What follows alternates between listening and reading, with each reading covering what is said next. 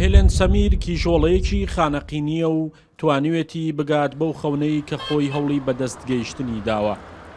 ئەو دوایی شارەزابوونی لە کاری فۆتۆگرافی و بە پشتیوانی خێزانەکەی لە ناو بازاڕی خانەقین بووە بە خاوەنی ستۆدیۆیەکی وێنەگرتن و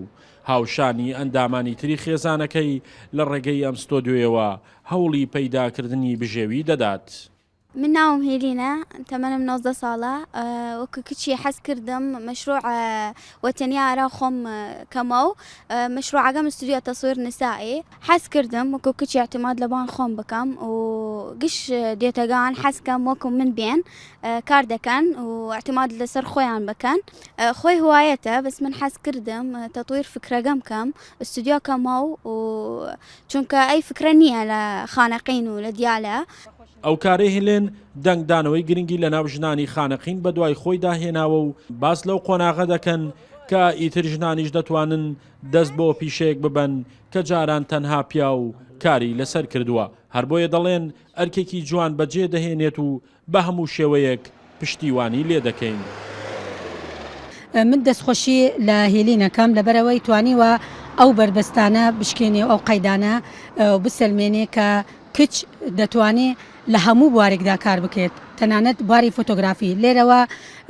لێرەوە دوو ئامانج هەیە دیارە لەو کارە یەک سربەخۆوی ئابووری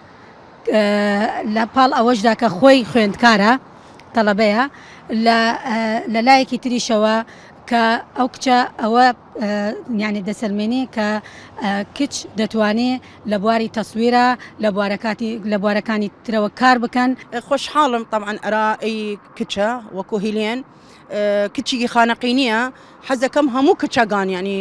بە تایبەت هەموو کچەکان اعتماد لەسەر خۆیان بکەن و ئەی کارە فرە ینی فرچ خۆشیگە ینی خۆشحاڵی من وەپی و فەخرە.